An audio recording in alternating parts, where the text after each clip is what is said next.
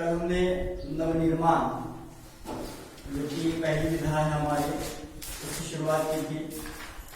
आज उसका उत्तरार्ध जो है उसके और मुद्दे हैं। कल हमने देखा कि जब त्रिलोचन जी ने हमें बताया है कि ईश्वर ने जो हमें विश्वास दिया है उस विश्वास के साथ हमें जीवन जीना है, ये बात पहले चतुष्पदी में उन्होंने बता दी है। और इसे धरती पर जीवन जीते समय हमें संभाल कर रखने के लिए उन्होंने कहा, इस विश्वास के साथ जीने के लिए उन्होंने कहा है। और दूसरे चतुष्पदी में उन्होंने बता दिया कि जो रिश्ता है हमारा, वो नाता जो है वो न टूटे, इसीलिए थोड़ा सा हमें संभल कर चलना है, संभल कर बोलना है, व्यवहार करना है। क्या बताया हमने सूत्र, यह तोड़ नहीं सकते, तोड़कर जोड़ नहीं सकते। जैसे कि धागा जो हमने कल बता दिया कि धागा तोड़ने के बाद दोबारा उसे जोड़ सकते हैं, लेकिन जोड़ने के बाद उसमें गांठ आ जाती है। रिश्ते में भी ऐसा ही होता है, एक बार दरार पड़ जाए दोबारा वो पहले जैसा रिश्ता नहीं बन पाता।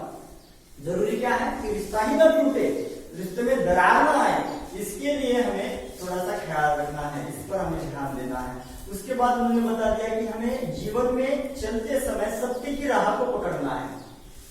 जैसे महात्मा गांधी जी ने सत्य और अहिंसा को पकड़ा था, उसी प्रकार ऐसे ही नैतिकता के आधार पर सत्य की राह पर हमें चलना है। और सत्य की राह पर चलते समय आपको बहुत सारी समस्याओं का सामना करना पड़ेगा, ये तय है। मन में एक गांठ बांध लीजिएगा कि जिस रास्ते पर हम चल रहे हैं, जो रास्ता सत्य का है, उस सत्य के राह पर हमें बहुत सारी कठिनाइयां मिलेगी, बहुत सारी समस्या मिलेगी, और उन समस्याओं का सामना करते हुए हमें आगे बढ़ना है। अगर हमने उन समस्याओं का सामना नहीं किया तो हम आगे नहीं बढ़ पाएंगे। जरूरी है कि हमें उन समस्याओं का सामना करना है और आगे बढ़ना है। फिर उन्होंने बता दिया कि बल का इस्तेमाल कैसे करना है। अगर बल का इस्तेमाल हम किसी को सताने के लिए करते हैं तो ये बात गलत है। हमारे पास चाहे ज्ञान का हो या ताकत का बल हो, अगर उस ताकत के या ज्ञान के बल को हमने उसका गलत इस्तेमाल किया तो वो बात सही नहीं है। जरूरी है कि जो भी बल हमारे पास है, चाहे वो ज्ञान का हो चाहे वह ताकत का हो, उसका इस्तेमाल दूसरों की पीड़ा को हरने के लिए, दूसरों की पीड़ा को नष्ट करने के लिए, दूर करने के लिए उस बल का इस्तेमाल हमें करना है। कल मैंने भीम जी का और हनुमान जी का उदाहरण आपको बता दिया। अब यहाँ उन्होंने जो बता दिया है कि जो भी बल हमें मिला है उस बल का इस्तेमाल हमें दूसरों को न्याय दिलाने के लिए करना है, दूसरों की पीड़ा को दूर करने के लिए उस बल का इस्तेमाल करना है। ये बात उन्होंने त्रिलोचन जी ने यहाँ पर बताई है। अब कल हमने यहाँ तक देखा था, आगे की चतुष्पदी देखते हैं। जिसको मंजिल का पता रहता है, पथ के संकट को वही सहता है। एक दिन सिद्धि के शिखर पर बैठ अपना इतिहास वही कहता है। सिद्धि का मतलब सफलता। देखिएगा त्रिलोचन जी क्या कह रहे हैं, जिसको मंजिल का पता रहता है, पथ के संकट को वही सहता है। हमें पता है जीवन की राह पर चलते समय में आपको 11वीं कक्षा से मैं आपको बताता आया हूं कि आप एक बात अपने मन को पूछ लीजिएगा। कौन सी बात? कि मुझे इस जीवन में क्या बनना है, मेरा मकसद क्या है इस जीवन में आने के बाद। जब तक इस प्रकार आपकी समझ नहीं थी तब तक ठीक था, लेकिन आज आप बिल्कुल इस प्रकार समझदार हो, आप समझ सकते हो, तय कर सकते हो कि मुझे अपने जीवन में क्या बनना है। आज आप 12वीं कक्षा में हैं, आपने कुछ तो तय किया होगा कि मुझे डॉक्टर बनना है, मुझे इंजीनियर बनना है, मुझे अध्यापक बनना है, या मुझे किसान बनना है, जो कुछ भी हो। लेकिन तय करना बहुत जरूरी है कि हमें क्या बनना है, मेरी मंजिल क्या होनी चाहिए या मेरी मंजिल क्या है। जब तक आप अपनी मंजिल को तय नहीं करते तब तक आपका चलना जो है वो व्यर्थ है। बहुत बार मैंने बता दिया कि बस में बैठने से पहले हम क्या करते हैं, बस स्टैंड पर चले गए आप, जाकर किसी बस स्टैंड पर जाने के बाद किसी बस में जाकर बैठ जाते हैं। कौन सी बस में बैठते हैं? जिस गांव में जाना है उसी गांव के बस में जाकर आप बैठ जाते हैं। इसका मतलब क्या है, गाड़ी में बैठने से पहले आपने उस गाड़ी की तख्ती को पढ़ा, उस नेम प्लेट को पढ़ा कि वो गाड़ी किस गांव जाती है। और जैसे आपको पता चला कि उस गाड़ी पर जो बोर्ड लगा हुआ है, जो नेम प्लेट लगी हुई है, जो तख्ती लगी हुई है, उसी गांव मुझे जाना है, और फिर जाकर उस गाड़ी में हम बैठ जाते हैं। जीवन की गाड़ी में बैठने से पहले आपको तय करना होगा कि मुझे कौन से गांव जाना है। इसका मतलब क्या है कि आपकी मंजिल क्या है, ये तय करना होगा कि आपको डॉक्टर बनना है, आपको इंजीनियर बनना है, आपको अध्यापक बनना है, या मुझे किसान बनना है। जो कुछ भी हो, तय करना होगा, तब जाकर आप उस गांव पहुंच सकेंगे, तब जाकर आप आपके मंजिल तक पहुंच सकेंगे। इसीलिए अगर तय नहीं भी किया है तो आज तय कर लीजिएगा कि मेरी मंजिल क्या होनी है, मेरी मंजिल क्या है, मुझे कहां पहुंचना है, यह तय कर लीजिएगा और उस मंजिल की ओर आगे बढ़िएगा। त्रिलोचन जी यही बात समझाना चाहते हैं कि जिसको मंजिल का पता रहता है, पथ के संकट वही सहता है।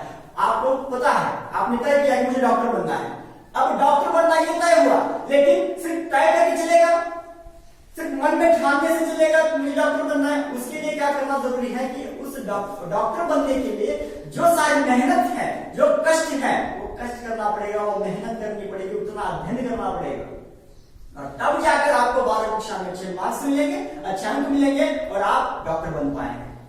इसका मतलब क्या है कि आपने तय किया डॉक्टर बनना है, और डॉक्टर बनने के लिए जो सारी समस्या है, जो सारा कष्ट है, मेहनत है, वो कष्ट और मेहनत आपने शुरू की।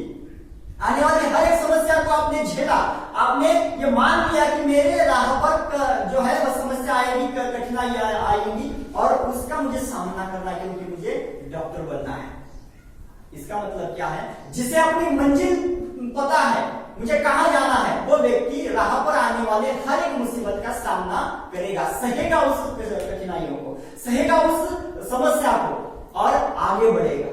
त्रिलोचन जी यही समझाना चाहते हैं, यही बताना चाहते हैं कि मंजिल का पता जिसको है, वह मंजिल तक पहुंचने के लिए जो रास्ता है, उस रास्ते पर आने वाली हर एक समस्या को वह झेलेगा, सहन करेगा। एक दिन सिद्धि के शिखर पर बैठ अपना इतिहास वही कहता है, क्या है, कौन शिखर पर पहुंचेगा, कौन ऊंचाई तक पहुंचेगा? वही पहुंचेगा जो कष्ट सहेगा, जो मेहनत करेगा, जो आने वाली हर एक समस्या का सामना करेगा, वही व्यक्ति शिखर पर पहुंच जाएगा, वही व्यक्ति मंजिल तक पहुंच जाएगा। बहुत सारे लोग तय करते हैं, हम तय करते हैं कि मुझे ये बनना है, वो बनना है, लेकिन उसकी ओर हमारा ध्यान नहीं होता है। सिर्फ तय किया, मैंने पूछा क्या बनना है, डॉक्टर बनना है, क्या बनना है, इंजीनियर बनना है, लेकिन इंजीनियर बनने के लिए, डॉक्टर बनने के लिए, अध्यापक बनने के लिए जो कष्ट चाहिए, जो मेहनत चाहिए, जिस राह पर चलना जरूरी है, वो राह आप पकड़ते नहीं है, वो कष्ट आप करना नहीं चाहते हैं। आज हर एक व्यक्ति को ऐसा लगता है कि कम समय में और कम मेहनत में, कम कष्ट में मुझे सब कुछ मिल जाए, लेकिन ये कभी नहीं होगा। कोई भी चीज आपको आसानी से मिलने वाली नहीं है, और आपको चाहे, मैं ये नहीं कहता कि आप डॉक्टर ही बनो, आप इंजीनियर ही बनो, आपको जो चाहिए आप बनो, किसान बनो, लेकिन आपका किसान बनना भी क्या होना चाहिए, बाकी के किसानों से अलग होना चाहिए। सारे लोग कहने चाहिए कि हाँ, यह किसान जो है ये सबसे अच्छा है, इतना मेहनत करता है, इतना कष्ट करता है कि अपने खेतों में इसका उत्पादन जो है वो सबसे अलग होता है, सबसे बढ़िया होता है। ये समाज कहे। इसका मतलब क्या है, चाहे आप क्षेत्र कौन सा भी क्यों न चुने, उस क्षेत्र में अव्वल हम होने चाहिए, ये बात अपने मन को समझा।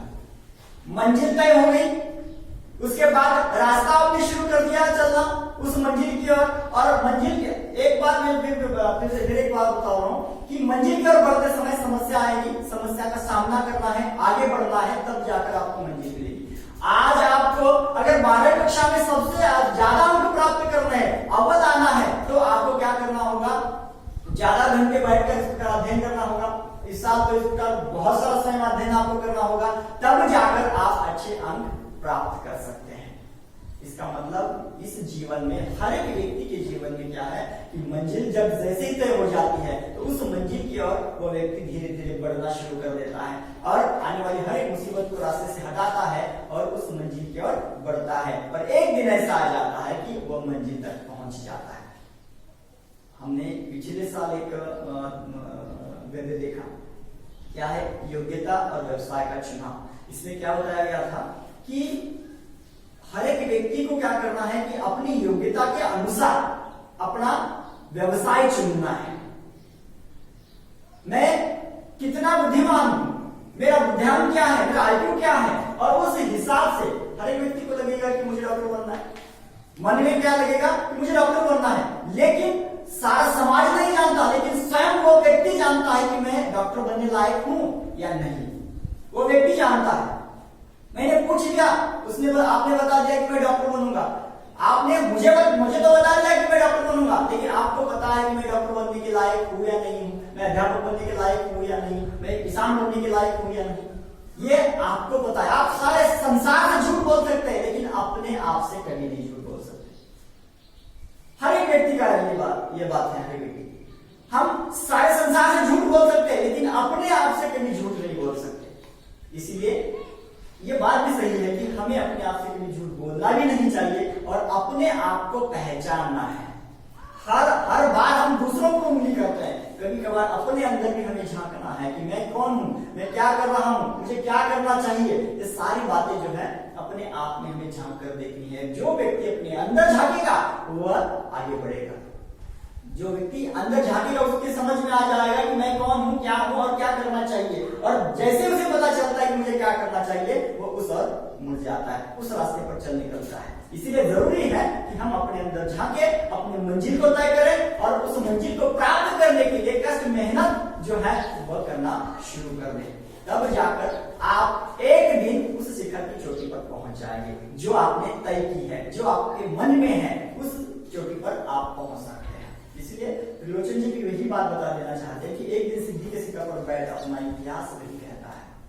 आज हम देखते हैं गांधी जी है, पंडित जवाहरलाल नेहरू है, शिवाजी महाराज है और डॉक्टर बाबा साहेब अम्बेडकर जी हैं। ये लोग आज कहाँ बैठे हुए हैं? उनका स्थान जो है वो बहुत ऊंचा है। सदियों से उनका नाम लेते आए हैं हम और आगे भी इसी प्रकार लिया जाएगा। क्यों? क्योंकि उनका काम वैसा है। उन्होंने इतना कष्ट सहन किया, इतना कष्ट सहन किया कि हजारों साल उनका नाम अब इस संसार में रहेगा। इसका मतलब क्या है कि इतिहास उन लोगों का बनता है जो मेहनत करते हैं, जो कष्ट करते हैं, जो समाज के लिए कुछ करना चाहते हैं।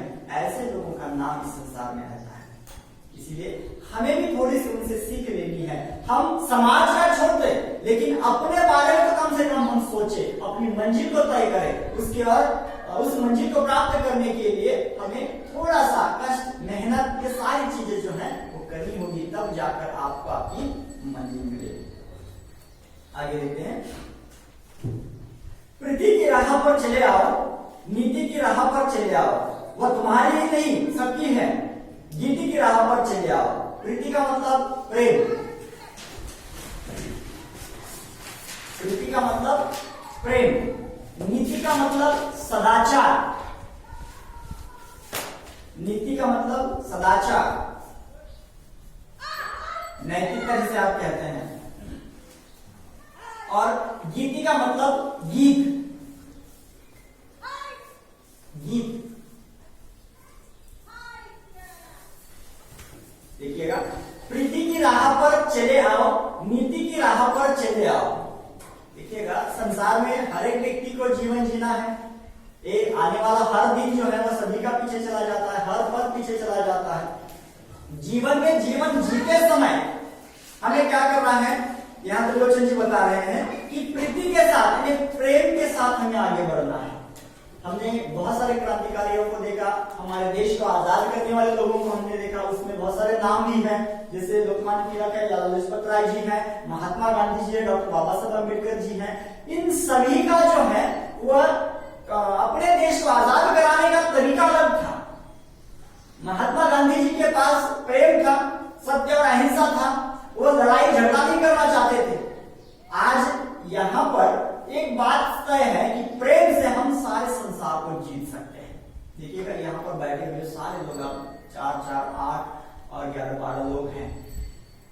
आज अगर मैंने सभी को छड़ी से मार लिया तो क्या हो जाएगा कि आपके मन में मेरे प्रति थोड़ा सा द्वेष निर्माण होगा, मेरे प्रति थोड़ा सा गुस्सा निर्माण होगा।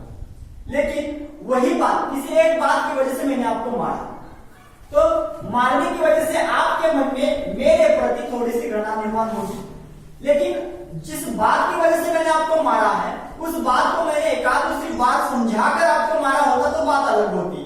आप भी समझ लेते कि सर जी ने 2 बार बताया था, लेकिन हमने नहीं सुना और तीसरी बार मारा, ये बात सही है। लेकिन पहली बार अगर मैंने आपको मारा तो आपके मन में घृणा निर्माण होगी, लेकिन पहली बार ही मैंने आपको समझाया तो सभी को मारने की बजाय अगर मैंने समझा दिया तो आप थोड़ा सा समझ जाएंगे। आज यहाँ पर बैठे हुए लोगों में से 90% लोग समझ जाएंगे, एक आध दूसरा बच्चा उसके समझ में नहीं आएगा, ये भी बात ठीक है। लेकिन क्या है प्रेम से की हुई बात जो है वो सभी के पल्ले पड़ती है, सभी के पल्ले पड़ते हैं। आप छोटे बच्चे को घर में देखिएगा, अगर आप उसे मार दे तो आपके पास कभी नहीं आएगा। क्या अगर उसे आप मारपीट करते हैं तो वो आपके पास कभी नहीं आएगा। और अगर आप उससे प्यार भरी बातें करते हैं, उसे चॉकलेट खिलाएंगे, उसे मीठी, उसके साथ मीठी मीठी बातें करेंगे तो वो आपके पास आएगा, आपके साथ आएगा। इसका मतलब क्या है? प्रेम से सभी को जीता जा सकता है।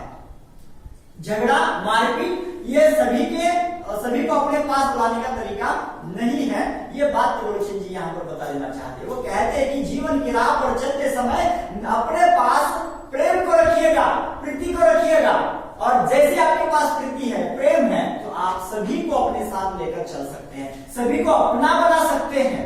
ये बात यहाँ पर त्रिलोचन जी हमें बताना चाहते हैं। इसलिए उन्होंने कहा प्रीति की राह पर चले आओ, नीति की राह पर चले आओ। नीति का मतलब नैतिकता, सदाचार, बहुत आवश्यक है नैतिकता, कि अपनी नैतिकता जो है, सदाचार जो है, हमारा आचरण किस प्रकार, सदा आचरण, सदाचरण जो है वो हमारा अच्छा होना चाहिए, आचरण हमारा अच्छा होना चाहिए, नैतिकता हमारी अच्छी होनी चाहिए। अगर हम नैतिकता के साथ आचरण जो है हमारा अगर सही है, उस सही आचरण के साथ अगर हम जीते हैं, जीने के लिए यहाँ पर त्रिलोचन जी कहते हैं प्रेम के साथ सदा आचरण, यानी अच्छे आचरण, हमारा व्यवहार जो है हमारा वो हमारा व्यवहार अच्छा होना चाहिए। ये भी बात यहाँ पर वो हमें बता देना चाहते हैं। हमारे पास आज इतना धन है, इतना पैसा है, इतनी गाड़ियां हैं, कौन सा पद है, कौन सी नौकरी है, ये कोई मायने नहीं रखता है। आपका व्यवहार किस प्रकार का है, आपका आचरण किस प्रकार का है, ये समाज के लिए मायने रखता है। समाज उसे देखता है कि तुम्हारे पास क्या है, ये नहीं देखता तुम कैसे हो, ये देखता है। इसलिए हमारा व्यवहार जो है वो प्रीति का होना चाहिए, प्रेम भरा होना चाहिए, सदा आचरण, हमारा व्यवहार एक हमारा आचरण जो है वो अच्छा होना चाहिए। ये बात यहाँ पर त्रिलोचन जी समझा रहे हैं। आगे वो बताते हैं कि वह तुम्हारी नहीं सबकी है, नीति की राह पर चले आओ। नैतिकता, प्रेम, सदाचरण, ये क्या है? सिर्फ हमारा नहीं, सभी का है। सभी को इसी राह पर वो चलने के लिए कहते हैं, सभी को इन नैतिकताओं के आधार पर चलने के लिए कहते हैं, सभी को कहते हैं कि प्रेम भरी बातें कीजिएगा, प्रेम से सभी का मन जीत लीजिएगा। ये कहते हैं, सिर्फ आपको नहीं, सारे संसार को त्रिलोचन जी बता देना चाहते हैं कि ये नैतिकता, ये सदाचरण जो है वो सिर्फ आपका नहीं, सभी का है। सभी इस राह पर चलो, सभी अपने इन नैतिकता को और प्रेम को अपने साथ लेकर चलो। हमने पिछले साल देखा भी क्या, भगवान तक अगर आपको पहुंचना है तो भगवान तक पहुंचने का रास्ता जो है वो बिल्कुल पतला है, सैकड़ा है। कैसे? उस राह पर चलते समय आपके मन में अगर अहंकार है तो आप भगवान तक नहीं पहुंच सकते।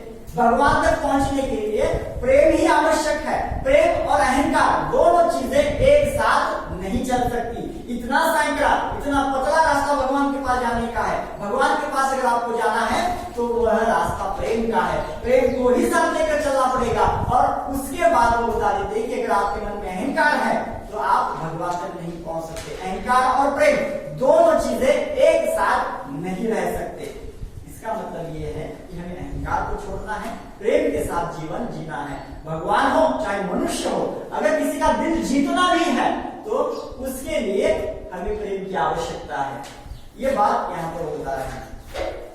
वो तुम्हारी नहीं सबकी है, नीति की राह पर चले आओ। और इस जीवन में जीवन जीते समय हमें आनंद भरा गीत गुनगुनाते हुए, गीत गुनगुनाने इसका मतलब हम कब गीत गुनगुनाते हैं? जब हम खुश होते हैं, जब हमारे मन में खुशी होती है तो हम थोड़ा सा गुनगुनाने लगते हैं। इसका मतलब क्या है? खुशी से जीवन अपना बिताना है, गीत गाते हुए अपने जीवन को बिताना है, अपने समय को बिताना है। गीत हर वक्त गीत गाना, ये बात बताते हो नहीं, हर वक्त खुश रहने के लिए यहाँ पर त्रिलोचन जी हमें बता रहे हैं कि गीत गुनगुनाते हुए, प्रेम के साथ, सदाचरण के साथ, और ये सारी चीजें जो है वो अपने साथ लेते हुए हमें अपने जीवन का ये रास्ता जो है वो जीवन का रास्ता पार करना है, उस राह पर हमें चलना है। ये बात त्रिलोचन जी यहाँ हमें समझाना चाहते हैं। इस चतुष्पदी में त्रिलोचन जी ने क्या बताया? प्रेम, आचरण और खुशी, जिसे हम कहते हैं गीत, खुशी का गीत गुनगुनाना, ये सारी बातें अपनाने के लिए यहाँ पर इस चतुष्पदी में त्रिलोचन जी ने कही है। आगे देखते हैं। साथ निकलेंगे आज नर नारी, लेंगे कांटों का ताज नर नारी, दोनों संगी है और सहचर है, अब रचेंगे समाज नर नारी। देखिएगा सहचर का मतलब साथ चलने वाला, सहचर साथ चलने वाला, संगी का मतलब साथी मित्र दोस्त, संगी का मतलब साथी मित्र, सहचर का मतलब साथ चलने वाला।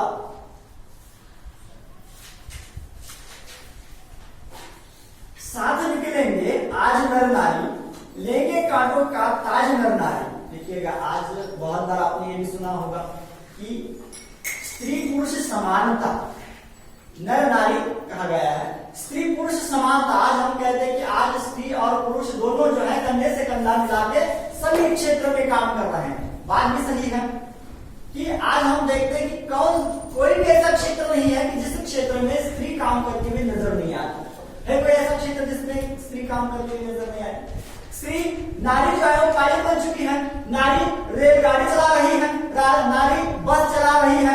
हर एक क्षेत्र में हमें आज नारी दिखाई दे रही है, ये स्त्री दिखाई दे रही है। इसका मतलब ये है त्रिलोचन जी यही बात हमें समझाना चाहते हैं कि आज स्त्री और पुरुष दोनों साथ मिलकर क्या कर रहे हैं, काम कर रहे हैं कि लेके कांटों का ताज नर नारी। कांटों का ताज का मतलब क्या है, हर एक समस्या जो है उस समस्या को वो झेलते हुए वो दोनों आगे निकलेंगे। कांटों का ताज का मतलब समस्या, यहाँ परेशानियां, हर एक परेशानी को, हर एक समस्या को या हर एक मुसीबत को इस प्रकार दोनों मिलकर क्या करेंगे, ये सहेंगे या उसे उसका सामना करेंगे। ये बात यहाँ पर बता देते हैं। आपने वो टीवी पर, आप अगर टीवी देखते हैं उसमें एक एडवर्टाइज आपने विज्ञापन देखा होगा। कौन सा विज्ञापन, वो ऋण का विज्ञापन है, ऋण डिटर्जेंट का विज्ञापन है। उसमें क्या है दिखाया गया है कि जो उसमें पुरुष दिखाया गया है वह ऑफिस से आता है, थका हारा है, कपड़े मैले हुए हैं और कपड़े मैले हुए वो पगार लेकर तनख्वाह लेकर आता है और बेबी के हाथ में तनख्वाह थमा देता है। उसी वक्त इसी प्रकार वो क्या कहता है कि बहुत थक गया हूं और बहुत काम है और इतना काम है फिर भी तनख्वाह कम है, घर कैसे चलेगा। तब जाकर वो महिला क्या सोचती है कि अगर मैं भी इनका साथ दूं तो घर हमारा अच्छी तरह से चलेगा। इसका मतलब वहां सोच यह है कि कपड़ों को इस प्रकार साफ करने के साथ साथ वो अपने मन को भी साफ कर लेती है और अपने पति के साथ वो काम करने का विचार करती है। और जब जैसे बाद में दिखाया जाता है कि दोनों काम करते घर परिवार खुशहाल हो जाता है। इसका मतलब क्या है, जब घर की नारी का साथ अगर पुरुष को होता है तो वो घर ऊपर उठता है, उस घर में खुशहाली आती है। नारी जो है उसमें बहुत सारी शक्ति है। सदियों से इसी प्रकार देवी देवताओं से इस प्रकार ये कहा जाता है कि नारी जो है उसमें बहुत सारी शक्ति है, बहुत ताकत है। वह अपने सारे घर परिवार को इसी प्रकार साथ लेकर चल सकती है या उसे ऊपर उठाने का काम वह कर सकती है। बहुत सारे लोगों ने कहा भी है कि नारी